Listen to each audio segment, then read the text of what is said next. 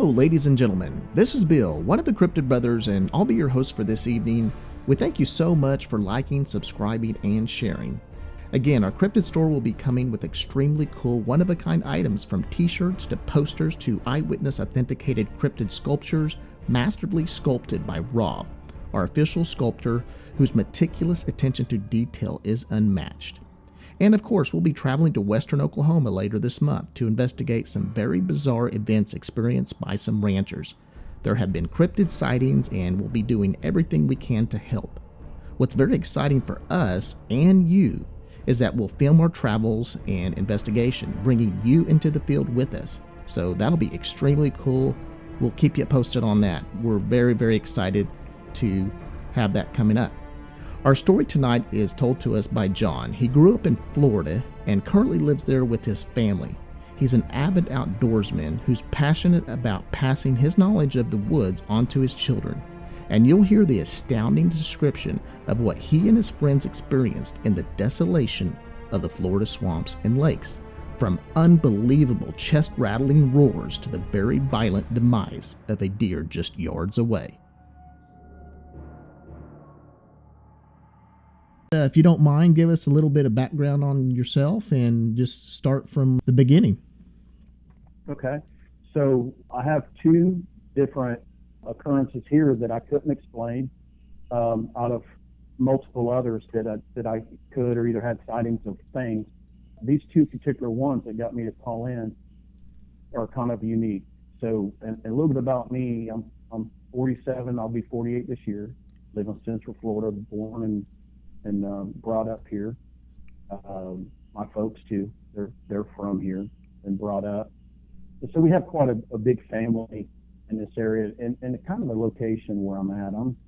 I'm probably miles southeast of area, Central Florida. Okay. So what I enjoy, my lifestyle, I work for a large communications company, so I'm out in the field every day, going on 20 years of doing that. But I grew up, with my folks. Hunting and fishing is just what it's been. I mean, that's been our pastime. That's been, a lifestyle that we love. We enjoy it. Sure. We have a lake house on a neighboring county. So our whole family, we've been going over there for 27 years. I've been married to my wife 27 years. So we've been enjoying going over there, and we ride airboats, and we fish, we hunt, and those things. I have three boys, 21, 16, and 12, that enjoy doing these things with us. Sure. So going back to when I was a boy, when I say a boy, I mean being a young teenager, we had opportunity to get in the boat. My dad was all, he's like, hey, you boys go, just take off, have a good time, what you're supposed to be doing, where you're supposed to be, just, kind of let us in on what's going on, anything out of the ordinary. Right. Well, fast forward to when I started hunting on my own, because there was times either family members or friends, and I had opportunity. So I would say, you know what, I'm going bow hunting this weekend. And I'd always give my wife like a roundabout place where I'm going to be. Right. But there was plenty of times I didn't take people in the woods with me. Now things have changed since then. Right. I'll get into that, but sure. So the scenario, there's a lake in the county, and up against this particular lake, there's a wildlife management area. And if I had to guess, we're talking maybe 25,000 acres of state forest. Oh, okay. So there's a really good population of deer over there. And as a matter of fact, they don't let you traditional gun hunt there. It's archery and muzzleload, that's it. Okay. So this particular year, and this one goes back a little bit. This is probably, I put it about 2000. And at this time, I know it's in the fall because archery season over there is September. And again, hunting by myself, I knew that, I'll spend the day over there. There was times I'd spend the night. This particular day, I already had it planned out. You can get the brochure maps from here, and I had everything planned out where I was going to go. I knew that I had the opportunity for a morning hunt and an evening hunt with two different stands.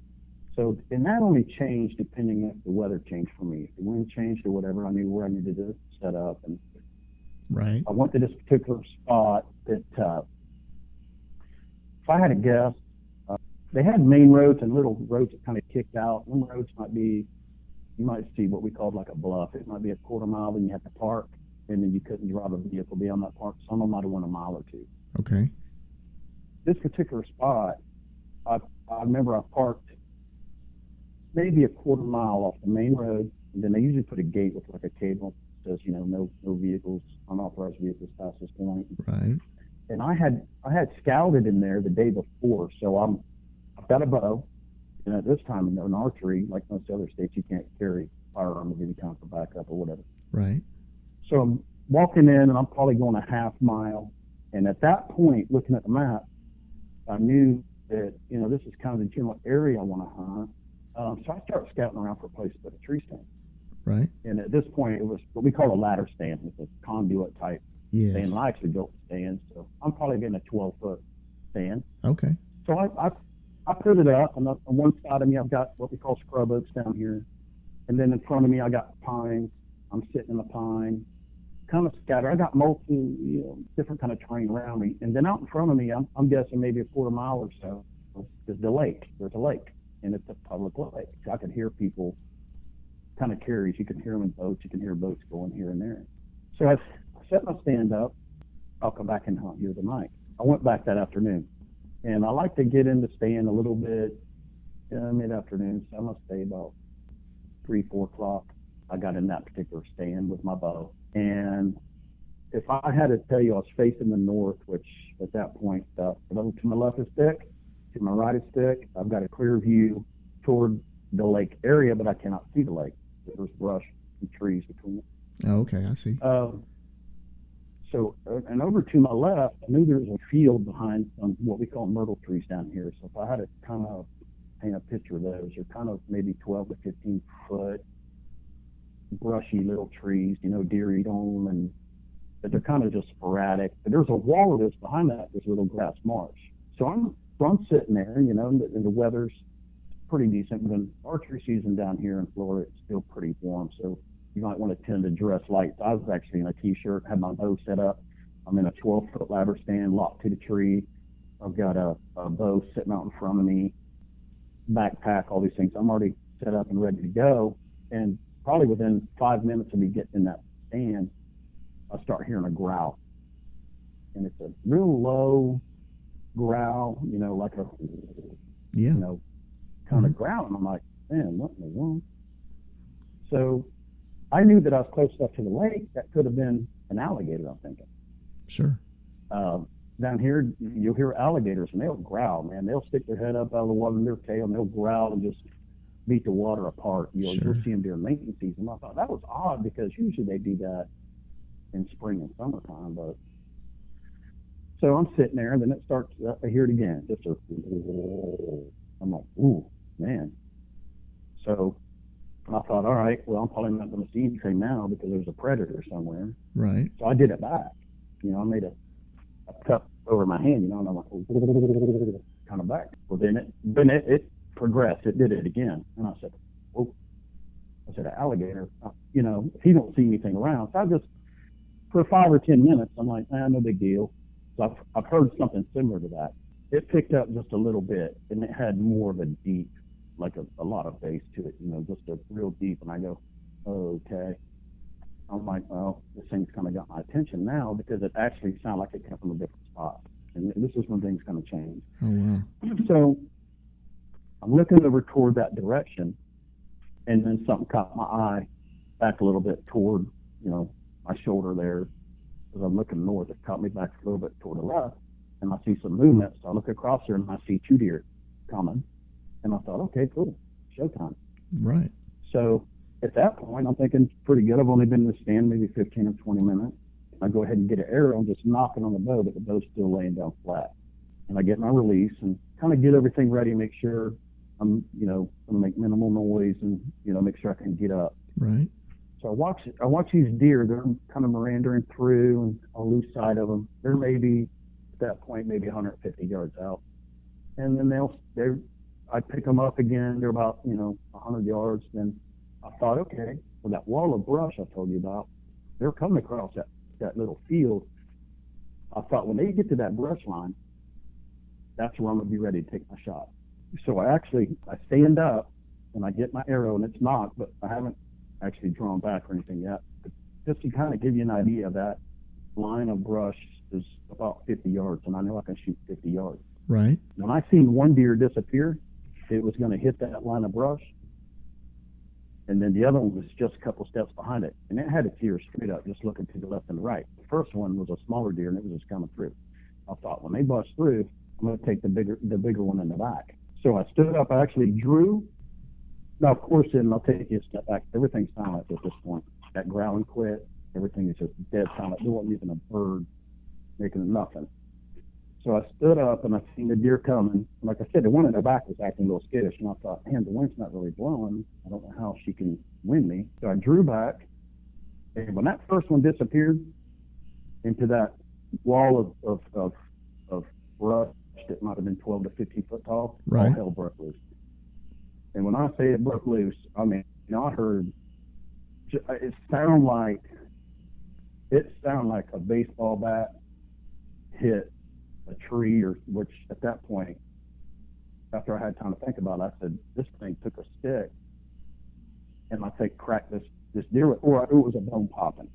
It was something that loud and that violent, and it was a wrestling. I've seen the trees.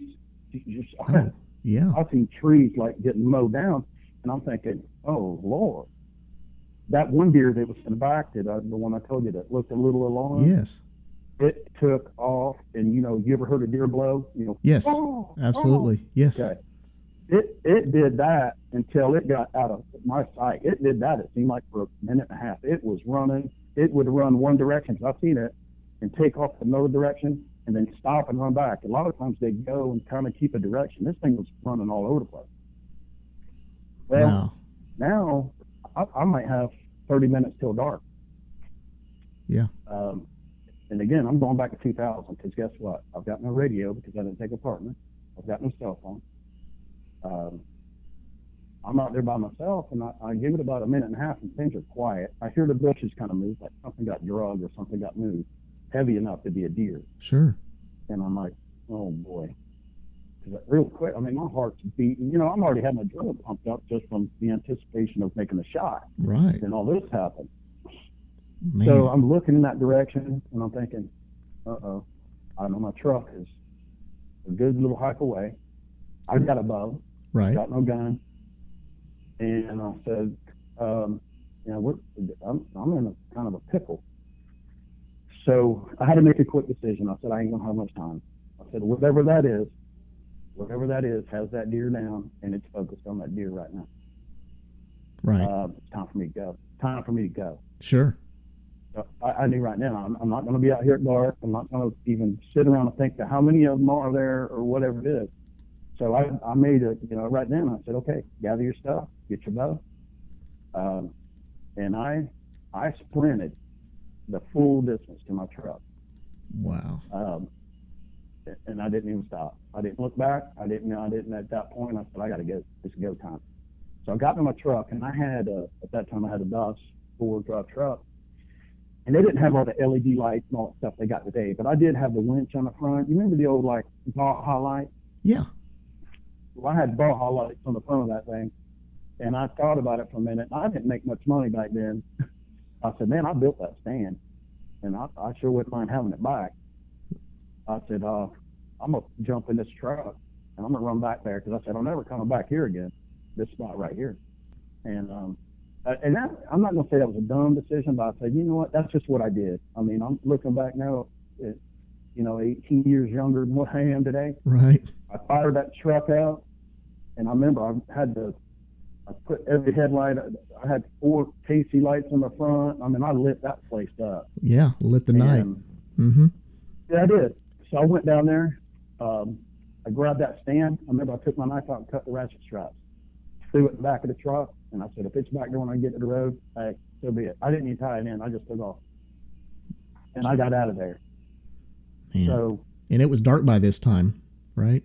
It was, the sun was setting, and I wouldn't have been able to see you 150 yards away up in the open. Sure. So there's a game warden station right there, and I pulled up in there, and I was kind of it stinks. I mean, my brain was pumping like I was younger, and I'm Yeah. like, well, I don't really know what that was. But I get up there to the check station, and there's the ranger up there, biologist, and I said, hey man, y'all get any reports of, I said, I don't know, like kind of critters out here? He goes, what are you talking about? I said, man, I kind of gave him a brief description what I gave you, and he goes, man, it could have been a cat. I said, it could have been a cat. I said, but I didn't think a cat would. It sounded like and the reason I'm saying this, because I've had cat experiences too. It sounds like to me, not like a cat would pounce and you might hear a scuffle.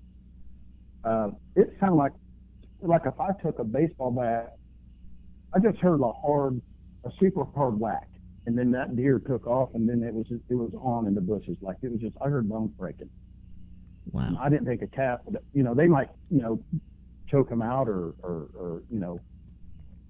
I've never seen a fight like that, but I can imagine. Are you talking about like a mountain lion? No, we got panthers down here, which would be the same as a puma or a mountain lion, I guess, depending on what part. I gotcha.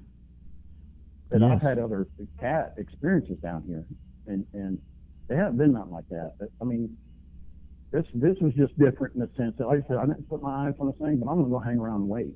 I couldn't. I knew right then. I said, if I stick around here, I'm going to be in trouble. Yeah, I can understand that for sure. How long did you notice after the deer went into the wood line? Was it pretty immediate that you heard all this right scuffling? now. Immediate? Yes, sir. It was an ambush spot. So he was waiting. Whatever that was waiting for the deer to get to that spot too. I just happened to be on the other side of him. It's interesting. He was probably set up before me. Yeah, right. That's what I was going to say. It sounds like that whatever it was there before you, and it was pretty pissed that, here you are coming in their territory, and that's why they started growling. And that's what I'm thinking, because I've heard alligator growl, and we've been out there fishing and sitting in airboats and watching gators, and you can hear them, and they're throaty. I mean, don't get me wrong. This thing, like I said, after I growled a couple times, this thing came back, and I'm like, oh, whoa, where's this thing? Looks like he's right. It looks like he's close enough I should see it. Not no quarter mile away. Because after this, when I started figuring all this out, Bill, I looked at my topographical map. I'm thinking, man, I'm way too far from that lake to hear an alligator be that loud.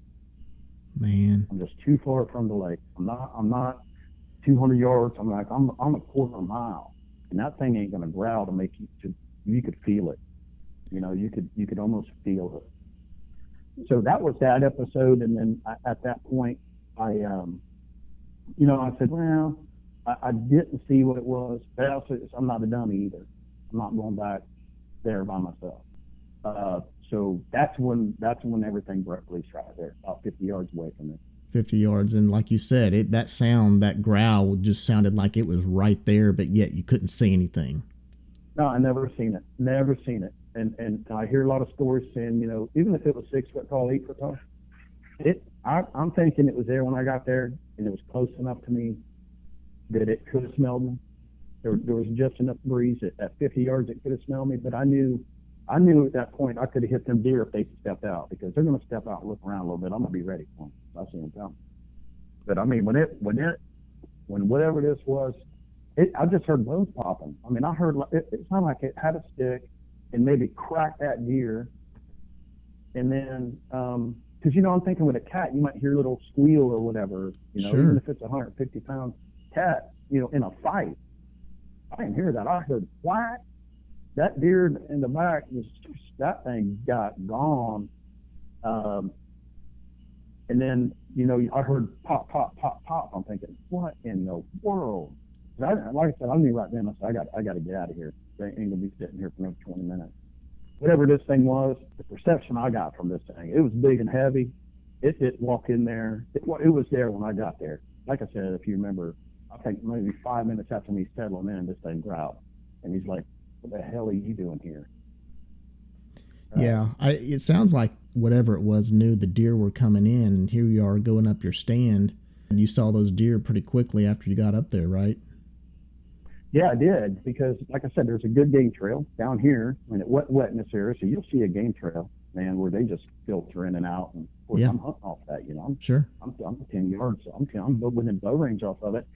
And guess what? I don't care whether it was a huge cat or a Bigfoot. He's there too. Hey, that's where they live. That's where they hunt. Yeah. But it had my undivided attention. I mean, and at that point, the way, like I said, it went so fast. From a nice serene little time, I'm like, man, there's some deer. I'm gonna get lucky today. I like going in the woods. I'm not going hungry. I enjoy the sport of it. I enjoy getting Absolutely. out, getting away from work. Yeah, we hunt a ton as well. Yeah, it's definitely relaxing, peaceful, just to, like you said, being out there in nature. Yeah, just being out there, taking pictures. This other one, this is on a lake that we have a lake house, one of the biggest lakes in the county here. But here's what's kind of neat. It's in what they call the chain of lakes in Central Florida.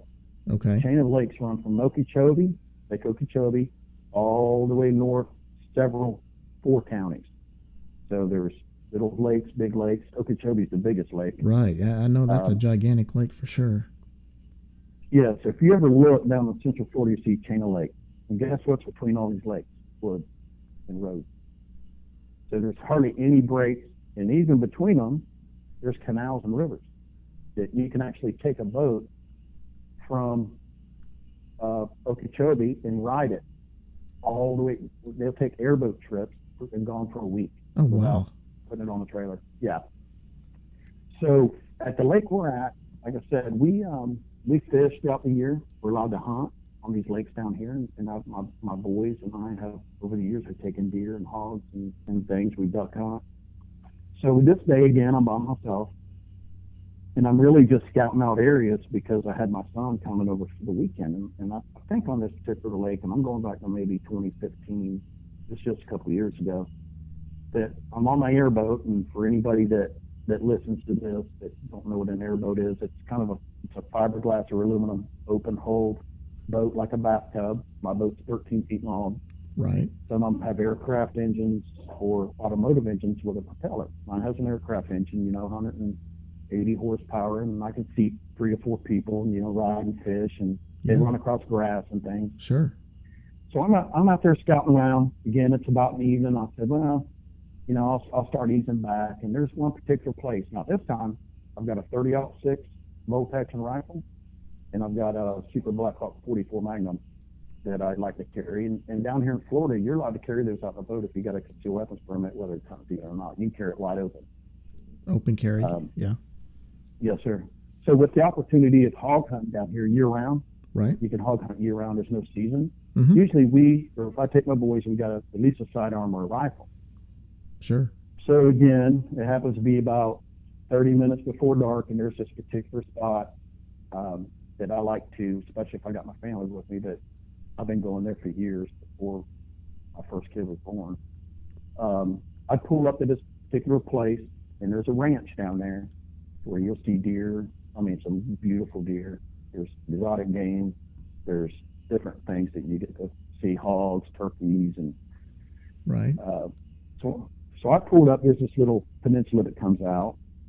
I pulled up there and shut the boat down, and I knew that this is private property, so I can't take a firearm. And I honor those rules, Sure. I don't want to get caught, or absolutely, the landowner, if somebody gets caught doing that, he's going to put a fence. Right. So I leave the gun under the bow of the boat, the rifle, it's in a sling, and I took my pistol out of the holster. Had the holster still on me, but I took my pistol out and put it under my seat. There's like a basket, if you will, and I think I might have had a sweatshirt and stuff, but I wrapped it up. Right. Took the key out of the boat, and at this point I got about 100. It's at least a good 100, 120 yards.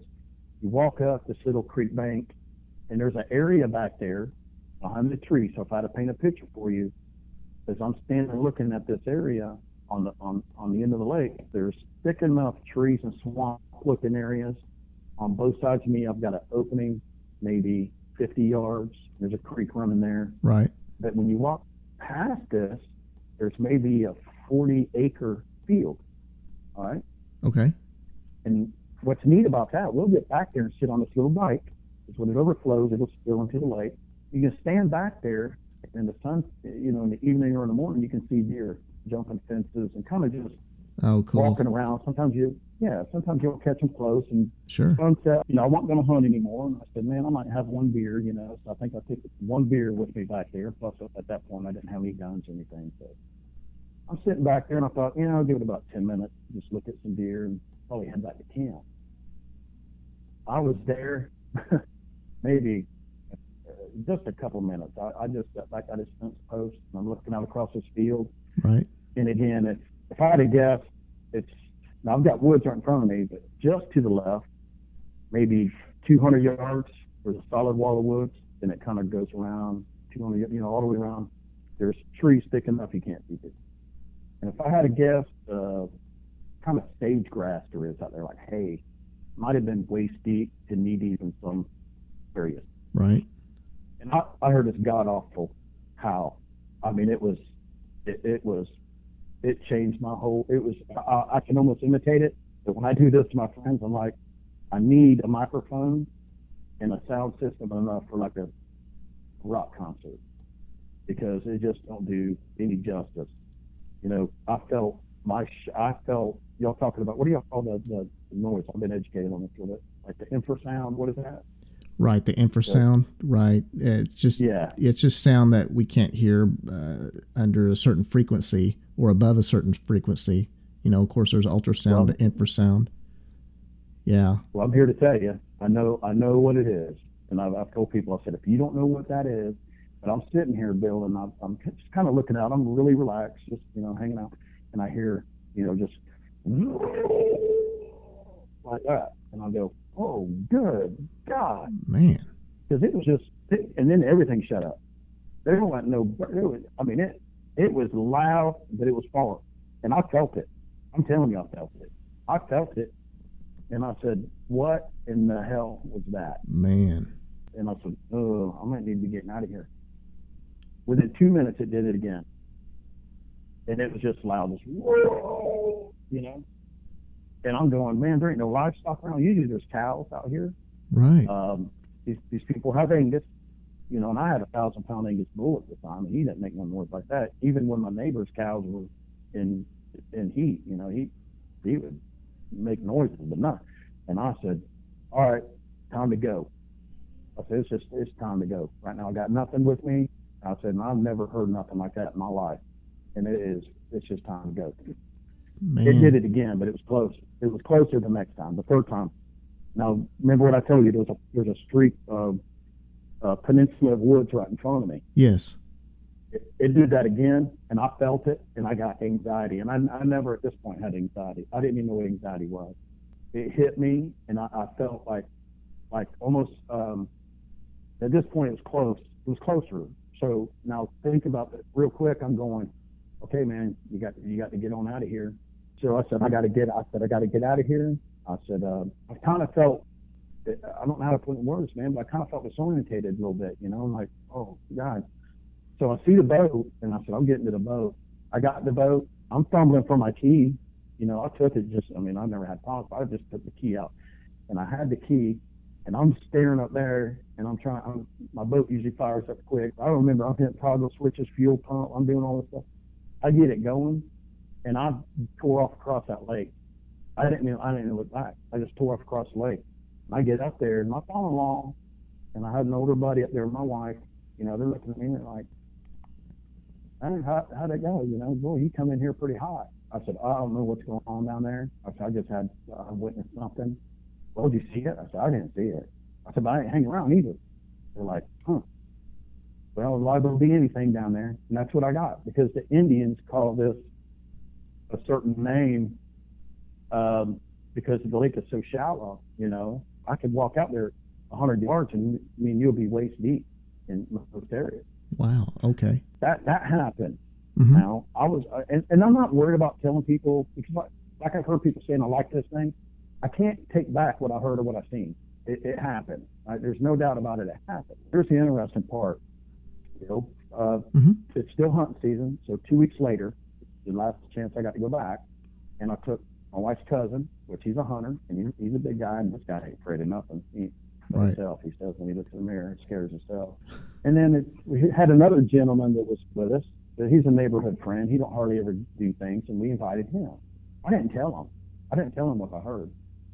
And I didn't tell him not because I didn't think he'd believe me. I know for sure he'd believe me. But I didn't tell him because if this thing was going to be there again, of course, I thought the odds of it being there again. But then again, I thought the odds of it being there again right now is pretty good because guess what? Season, if I didn't know this then, but I guess they might breed during the fall too, and there's food there. There's a lot of game here at this particular place. Right. So we go out and ride. And I said, hey, man, and we have a particular name for this place, but I won't use it. I said, hey, you want to slide by so-and-so on the way back in? He goes, yeah, we got to. We got to go by there. So we pulled up there, and there's three of us.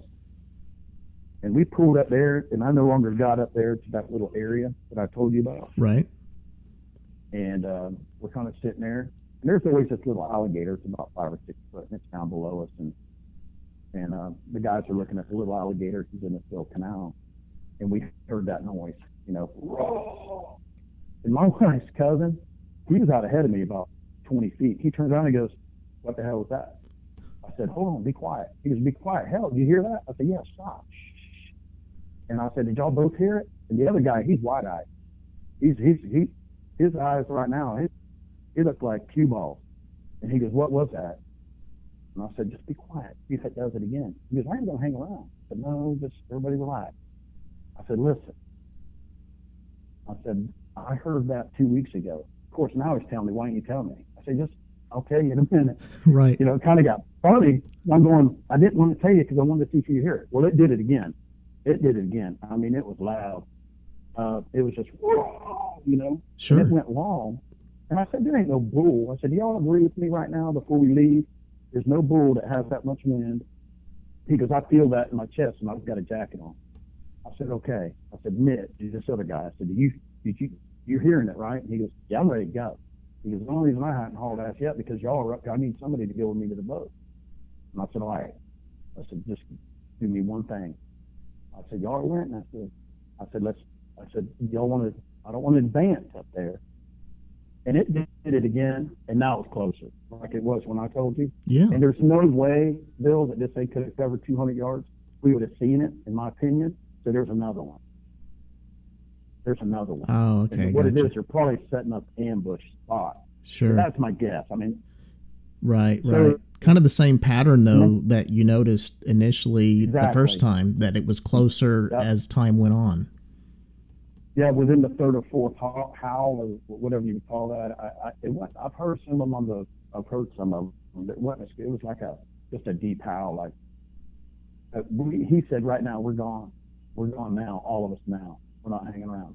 And the funny part about it, and I took it seriously right then.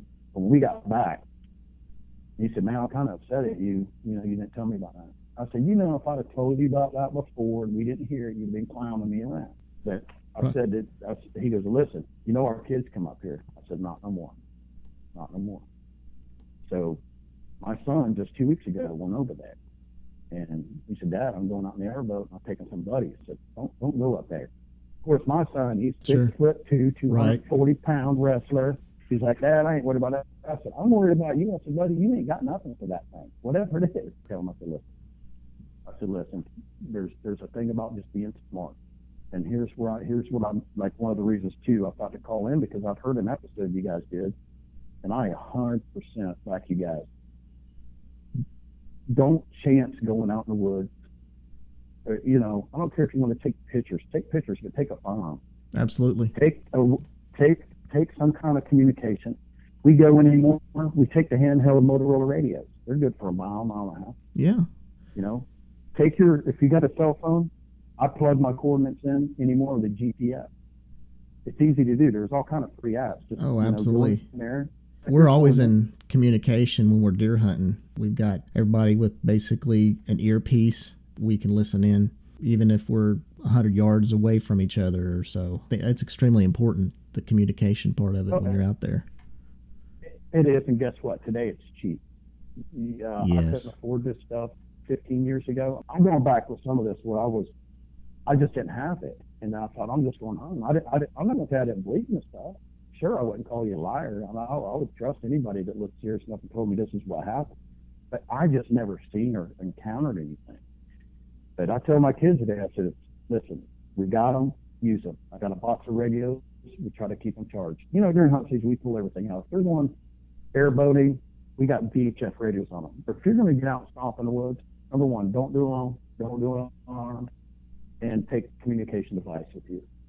I'd rather you be safe than be a statistic. Absolutely. That's the way I look at it. That's so important. How far away from your lake home is this area? Is it across the lake? Oh yeah, it's the lake. This particular lake is about 3.5 miles, about 4.5 miles big. Okay. And straight down on the bottom, we call it. It's on the south side. And if you used to get there by boat, you can literally get off the boat and walk. I mean, it's beautiful. It's beautiful there. But the same thing that attracted this creature there is what attracts me there as a hunter. Sure. I mean, there's this game. There's hogs throughout the year. There's deer. During the off season, we go by the airboat, see deer. We take pictures. We alligator hunt.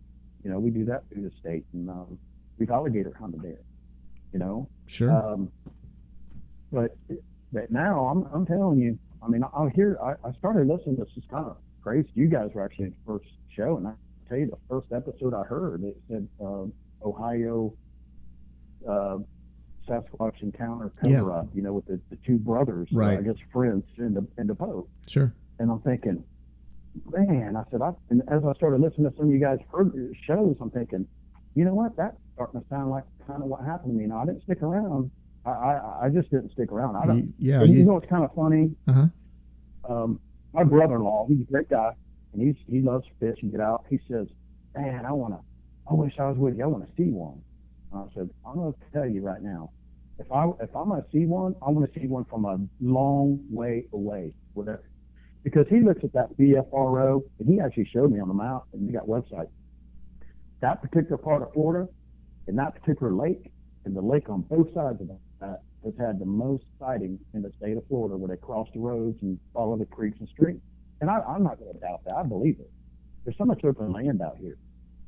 Yeah, it's definitely a hotbed, it sounds like. It is, but I'm going to tell you right now, I don't have any plans, and I don't have any plans to go hunting. And that hasn't ruined it for me. I'm just going to be more of a servant, and be prepared, and we'll go out there and have a good time. I'm definitely not going to go try to find one, because I just don't want things to go south. Usually when I go, I got my sons, they're friends with me, and I don't want to purposely try to put anybody in a bad position. Well, I won't go anymore. Yeah, I won't go anymore without a gun. I tell you, we deer hunt in southeast Oklahoma, and we've talked about it on episodes about our experiences down there. Oh, it was about 2 years ago. First night we were there, we were sitting around a campfire, and I had my son with me, and everybody was there, and there's a tree that fell over, and it wasn't just a limb, it was a tree. It shook the ground, and this was probably, I'm guessing, maybe 50 yards away. Imagine, probably 100 feet tall pine trees everywhere. We stood up, and we're looking at each other like, what the heck? And what was interesting is the same thing happened the next night, and it was at a different direction. When Lane got there night 2. So night 1 we heard that, but night 2 it happened again. A tree falling, and we were like, oh my! And it was that same trip that I'd say about 4 a.m. that Lance and Lane heard a howl, and they said this thing had a set of lungs, and it was about 4 consecutive howls, but it lasted like a minute each howl. Yeah. And they were like, wow, it sounded like a few miles away, but they could tell that it wasn't anything that we could recognize as a typical animal. No, and that's what I had. Like I said, I've had a 1,000-pound Angus bull back here that he was our pet. We didn't eat the thing. He was our pet. And my neighbor down there, quarter mile away, he has a bunch of Angus on it. We all got big pieces of property. And my bull's name was Chief. And whenever he'd smell one, the wind would blow, boy, he'd put his head up and just woo, And I'm like, I would joke around and go, he ain't got nothing. This thing, it's and I put all the different Actually, I heard the one, I guess it was your father that was saying, get on out of here, you know? Like he had all those years of being, a state park ranger or something and never had an occurrence. Right. Or didn't recognize it. I'm not saying naive, but they just say, chalk it up to something else. And then, like you said, trees being pushed over. What's funny is all the years I've been in the woods, I mean, I've hunted here all over Florida, Georgia, Indiana, and usually, I'll see coyotes. Heck, yesterday morning, it's been 3 days now, I pulled out of my driveway and in my neighbor's backyard, because they're seasonal people, there's about a 40-pound coyote in their backyard crossing. And I rolled my window down and whistled at him, and he stopped and looked at me. And I'm like, buddy, you're the one that's getting my neighbor's geese off his pond. Yeah. I don't know that yet. I have to tell him that. But so we see creatures and we see things, and I just can't. I've just never heard. And I've heard my brother-in-law was like, listen to that, see if it was that. He hit a couple that I said, that's close. I said, but when you're live, I don't think a radio or a device can put that audible tone out. It's like it's real. Does that make sense? Oh, absolutely. Like if if you play it on the radio, you go, okay, that sounds like it, but it doesn't. It's not. You don't feel the sound wave kind of. It's just not hitting you. Yeah, that reverberation. You talked about the infrasound, and typically that somehow the squatchers are able to emit a certain sound that we can't hear in the normal human frequency range, but somehow it still affects us. A lot of people will notice some nausea, but that kind of disorientation sensation you described, that's something that we'll hear a lot of times when there's a really close encounter. That's interesting that you say that. Well, just because, like I said, what did it sound like this? You hear this, you hear the, whoop, whoop. I never heard that one, but he's like, what did it sound like that? And I said, man, it almost sounded like that, but you just have to feel it. Like you would, I said, I can't explain to you, but I said, I'll take you there one day, and I'm probably not going to go up in the bushes. He goes, you got to go with me. I said, buddy, I'm telling you, I said, it'll change the way you think about this thing.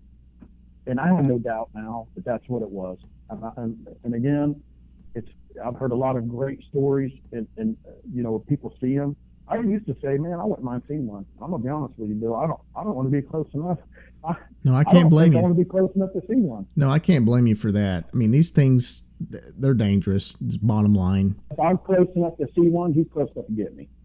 Does that make sense? I hear people say he covered ground like nothing they ever seen before. I don't want to be that close to one because I'm not a fast runner. I always joke with my buddies. I said, you know what? If a panther's coming, I don't have to be faster than a panther. I just be faster than you. That's right. Well, that's right. And the thing that kind of is unnerving to me, and of course I'm a hunter as well, but as you know, not that you ever didn't before, but you always have your head on a swivel, but probably more so now. But the kind of the unnerving thing is that you can't necessarily rely on your senses to detect one of these things. Right. If you heard the episode just a few episodes ago when the gentleman here in Oklahoma actually saw one and was doing the rock stacking, he said that this thing just came out of nowhere. He didn't hear anything, and he was amazed that it came from where it came because he just prior to that didn't see it, and it just kind of appeared, and he couldn't believe it, how the light seemed to kind of mask it in some ways. It was just odd. No, absolutely, and I agree with that. And I'm gonna tell you, like I said, I've got boys here, they grew up, and I told them, I said, listen, I said, at the end of the day, when you're going out there stomping around, and if you don't have some sort of protection with you or take somebody with you, I said, listen, here's the fact. We got a 50-pound bobcat over here, or we got an 80-pound coyote over here, whatever. You got these wild animals. I said, the day that they don't catch something to eat, they start a starvation process. Mm-hmm. Or they're heading down that path. Yep. I said, these animals are out in the wild. Their survival is on them killing something. That's right. So I took a buddy of mine who's never bow hunted before, got him into bow hunting. Plus, I wanted somebody with me. Right. So we're out there, instead of stand up, we're about 200 yards apart. He's sitting on a cypress head. They call them cypress heads out there. It's a swamp with cypress trees, and I'm sitting kind of by pines. I turn around, and he's running with his bow over his head, and he's high jumping palmettos coming at me.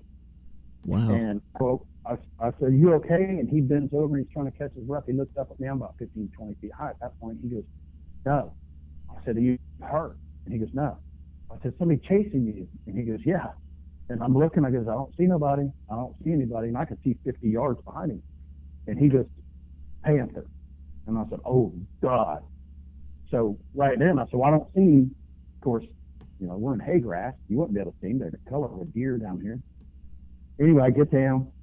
What he tells me? He's sitting his ladder stand up, and he's facing maybe in front of him about 30 yards of light brush, and then there's that swamp. Yeah. And behind him there's a little patch of woods, just a tiny patch of woods about the size of an average house. Every minute he'd hear sound like squirrels playing. Well, he said, "Man, that's keys. That's gonna mess my hunt up." He turns his head, not his whole body, his head, and he looks back. And at that point, and about 10 yards behind him, there was a Florida panther sitting on a pine tree that had fell down between the crops of a couple other trees. So, wow. He said right then, he goes, "Uh-oh." He Yeah. said, "Boy, that's a big old cat." At the point I'm making, right there, he never heard that. And he was definitely there before that cat, because he wanted to walk by that cat. That cat snuck up on him, got up on that tree, and he said he never heard it even run off. I guess it hit the ground when he did, and he was gone. Yeah, it goes back to the thought process that you just can't necessarily rely on your senses, but you have to, obviously you can only use what you have, and again, having your head on a swivel and being aware. Things have changed for me. I'm going with somebody. I got a hunt plan. I've got a GPS. My wife is going to be my family. They know where I'm at. And if it's a couple of us, they know where we're going. And they pretty much know when to expect us back. Because today, we've got so many devices that people should just utilize. Make sure, hey, this is the area I'm going to, or a roundabout area. I'm taking whatever safety measures I can. Unfortunately, down here, if you're bow hunting, you can't take your gun. Whether you got a concealed permit, right? You just can't have a firearm with you.